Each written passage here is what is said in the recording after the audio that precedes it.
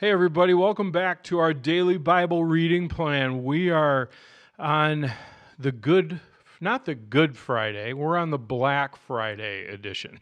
I don't know if Black Friday is the opposite of Good Friday or what, but we are not on the Good Friday, we're in the Black Friday. Today is November 26th, and we're going to be in Daniel chapter 2, verse 24, down through the end of chapter 3. We're going to be in 1 Peter chapter 4, verse 7, and finish out the book. Psalm 119, 81 through 96, and Proverbs 28, verses 15 and 16. So let's go ahead and go right ahead up to Daniel interprets the dream in Daniel chapter 2, starting in verse 24. Then Daniel went in to see Arioch, the king had ordered to execute the wise men of Babylon.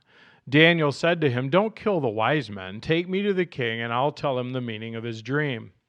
Arioch quickly took Daniel to the king and said, "I have found one of the captives from Judah who will tell the king the meaning of his dream."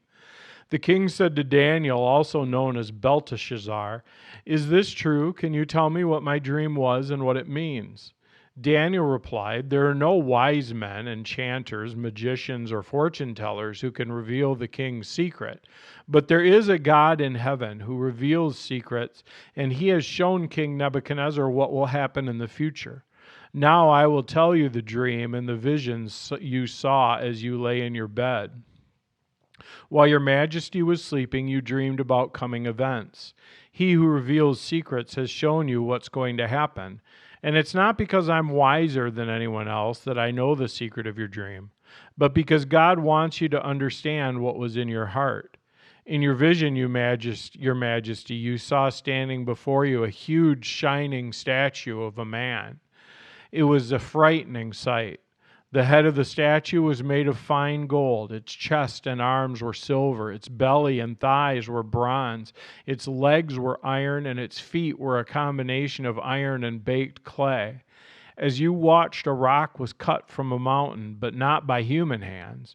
It struck the feet of iron and clay and smashed them to bits. The whole statue was crushed into small pieces of clay, iron, bronze, silver, and gold. And then the wind came and blew them away without a trace, like chaff on the threshing floor.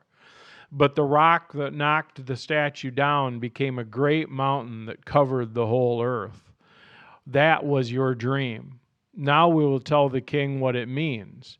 Your majesty, you are the greatest of kings. The God of heaven has given you sovereignty, power, strength, and honor. He's made you the ruler over all the inhabited world and has put even the wild animals and birds under your control. You are the head of gold. But after your kingdom comes to an end, another kingdom inferior to yours will rise to take your place. After that kingdom has fallen, yet a third kingdom represented by bronze will rise to rule the world. Following that kingdom, there will be a fourth one as strong as iron. That kingdom will smash and crush all the previous empires, just as iron smashes and crushes everything it strikes. The feet and the toes you saw were a combination of iron and baked clay, showing that this kingdom will be divided like iron mixed with clay. It will have some of the strength of iron. But while some parts of it will be as strong as iron, other parts will be as weak as clay. This mixture of iron and clay also shows that these kingdoms will try to strengthen themselves by forming alliances with each other through intermarriage, but they will not hold together, just as iron and clay do not mix. During the reigns of those kings, the God of heaven will set up a kingdom that will never be destroyed or conquered. It will crush all these kingdoms into nothingness. It will stand forever, and it will stand forever. That's the meaning of the rock cut from the mountain, though not by human hands, that crushed to pieces the statue of the iron and bronze and clay and silver and gold. The great God was showing the king what will happen in the future. The dream is true, and its meaning is certain. Then King Nebuchadnezzar threw himself down before Daniel and worshipped him, and commanded his people to offer sacrifices and sweet incense before him. The king said to Daniel, "Truly your God is the greatest of gods. the Lord over kings, a revealer of mysteries, for you have been able to reveal this secret." And then the king appointed Daniel to a high position and gave him many valuable gifts. He made Daniel ruler over the whole province of Babylon, as well as chief over all his wise men. At Daniel's request, the king appointed Shadrach, Meshach, and Abednego to be in charge of the affairs of the province of Babylon, while Daniel remained in the king's court. King Nebuchadnezzar made a gold statue 90 feet tall and 9 feet wide and set it in the plain in the province of Babylon. And then he sent messages to the high officers, officials, governors, advisors, treasurers, judges, and magistrates, and all of the provincial officials to come to the dedication of the statue he had set up. So all these officials came and stood before the statue the king Nebuchadnezzar had set up. And then a herald shouted, "People of Israel, people of all races and nations and languages, listen to the king's command. When you hear the sound of the horn, flute, zither, lyre, harp, pipes, and other musical instruments, bow to the ground to worship King Nebuchadnezzar's golden statue. Anyone who refuses to obey will be immediately thrown into a blazing furnace." So at the sound of the musical instruments, all the people, whatever their race or nation or language, bowed to the ground and worshiped the gold statue that King Nebuchadnezzar had set up. But some of the astrologers went to the king and informed on the Jews. They said to King Nebuchadnezzar, "Long live the king! You issued a decree requiring that all people bow down and worship the gold statue. When they hear the sound of the horn, the flute, the zither, lyre, harp, pipes, and other musical instruments. That decree also states that those who refuse to obey must be thrown into a blazing furnace. But there are some Jews, Shadrach, Meshach, and Abednego, whom you've put in charge of your province of Babylon. They pay no attention to you, your majesty. They refuse to serve your gods and do not worship the gold statue you set up." And then Nebuchadnezzar flew into a rage and ordered Shadrach, Meshach, and Abednego be brought before him.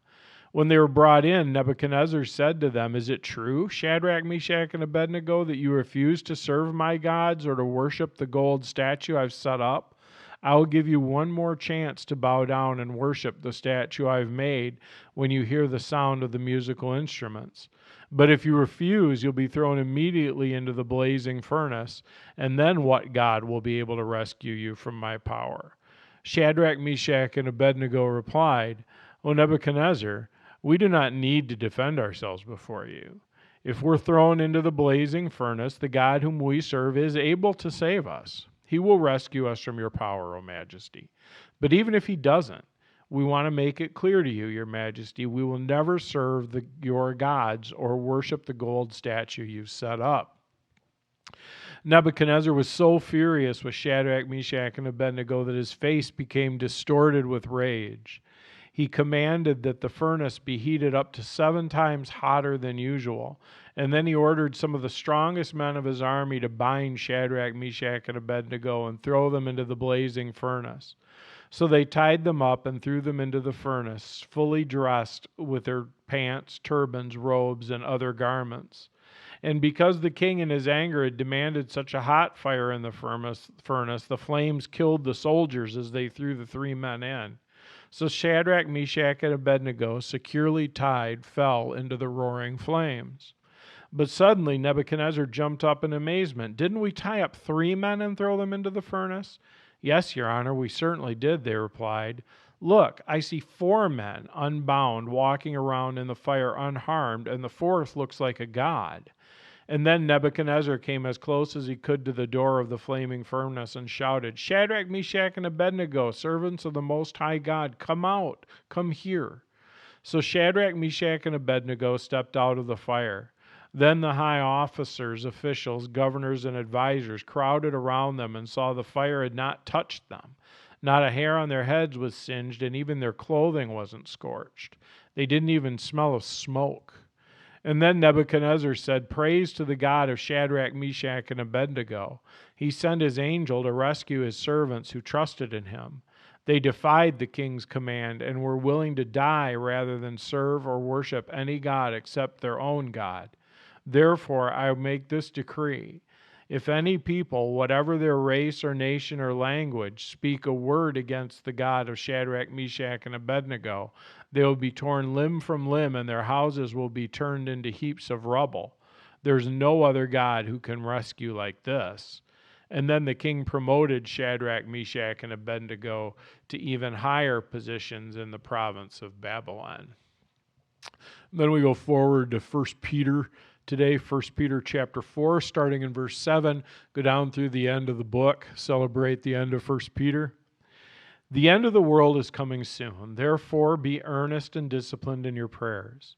Most important of all, continue to show deep love for each other, for love covers a multitude of sins.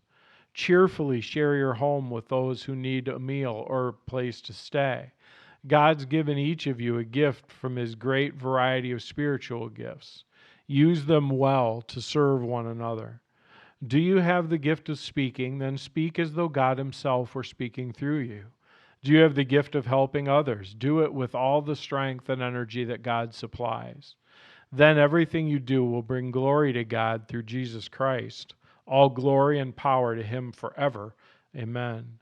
Dear friends, don't be surprised at the fiery trials you're going through, as if something strange were happening to you.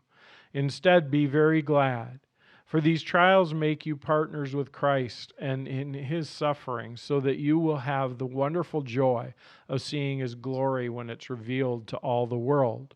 So be happy when you're insulted for being a Christian, for then the glorious Spirit of God rests upon you. If you suffer, however, it must not be for murder, stealing, making trouble, or prying into other people's affairs. But it's no shame to suffer for being a Christian. Praise God for the privilege of being called by His name. For the time has come for judgment, and it must begin with God's household. And if judgment begins with us, what terrible fate awaits those who have never obeyed God's good news? And also, if the righteous are barely saved, what will happen to godless sinners? So if you're suffering in a manner that pleases God, keep on doing what's right, and trust your lives to God who created you, for He will never fail you. And now, a word to you who are elders in the churches. I too am an elder and a witness of the sufferings of Christ. And I too will share in His glory when it's revealed to the whole world. As a fellow elder, I appeal to you. Care for the flock that God's entrusted to you. Watch over it willingly, not grudgingly, not for what you will get out of it, but because you're eager to serve God. Don't lord it over the people assigned to your care, but lead them by your own example. And when the great shepherd appears, you'll receive a crown of never-ending glory and honor. In the same way, you younger men must accept the authority of the elders, and all of you serve with each other in humility, for God opposes the proud, but favors the humble. So humble yourselves under the mighty power of God, and at the right time He'll lift you up in honor. Give all your worries and cares to God, for He cares about you. Stay alert. Watch out for your great enemy, the devil. He prowls around like a roaring lion looking for someone to devour. Stand firm against him and be strong in your faith. Remember that your Christian brothers and sisters all over the world are going through the same kind of suffering you are. In His kindness, God called you to share in His eternal glory by means of Christ Jesus. So after you've suffered a little while, He will restore, support, strengthen you, and He will place you on a firm foundation. All power to Him forever and ever. Amen. I have written and sent this short letter to you, along with the help of Silas, whom I commend to you as a faithful brother. My purpose in writing is to encourage you and assure you that what you experience is truly part of God's grace for you. Stand firm in His grace. Your sister church here in Babylon sends you greetings, and so does my son Mark. Greet each other with Christian love. Peace be with all you who are in Christ. And so we finish 1 Peter. That's a yay for today. Then we go back to Psalm 119, and we read verses 81 down through 96. I'm worn out waiting for your rescue, but I've put my hope in your word. My eyes are straining to see your promises come true. When will you comfort me? I'm shriveled like a wineskin in the smoke, but I have not forgotten to obey your decrees. How long must I wait? These arrogant people who hate your instructions have dug deep pits to trap me. All your commands are trustworthy. Protect me from those who hunt me down without cause. They almost finished me off, but I refuse to abandon your commandments. In your unfailing love, spare my life, and then I can continue to obey your laws. Your eternal word, O Lord, stands firm in heaven. Your faithfulness extends to every generation, as enduring as the earth you created. Your regulations remain true to this day, for everything serves your plans. If your instructions hadn't sustained me with joy, I would have died in my misery. I will never forget your commandments, for by them you give me life. I am yours, rescue me, for I've worked hard at obeying your commandments. Even though the wicked hide along the way to kill me, I will quietly keep my mind on your laws. Even perfection has its limits, but your command has no limits. And then we go to Proverbs 28, verses 15 and 16. A wicked ruler is as dangerous to the poor as a roaring lion or an attacking bear. A ruler with no understanding will oppress his people, but one who hates corruption will have a long life. And I don't have Oswald Chambers right here with me to read that, so we're going to have to not do that today. But you know, there's so much in this reading from Shadrach, Meshach, and Abednego through 1 Peter. And you know, Shadrach, Meshach, and Abednego have that kind of what I've come to think of as even if faith. They tell Nebuchadnezzar clearly, look, our God can save us. He can save us out of your hand. That's not a problem. They believe absolutely that God has the ability to do that. And they say, but even if he doesn't do it, we're still not going to bow to your idols. We're still not going to worship your statue. And they have that kind of even if faith that no matter what happens, I'm going to trust God. And it really goes back to the character of God, to the fact that God, no matter what happens, is absolutely trustworthy. He's with us. He cares for us. In fact, that's what Peter says in 1 Peter. Peter says, cast all your worries, all your cares on him. And he uses a fishing term there where you throw the net out, you let go of it to get the net out into the water. It says, cast your cares on him. And he gives us the reason, because he cares for you. So let's go ahead on this Black Friday. Let's cast our cares on him. Lord, thank you so much that you're with us.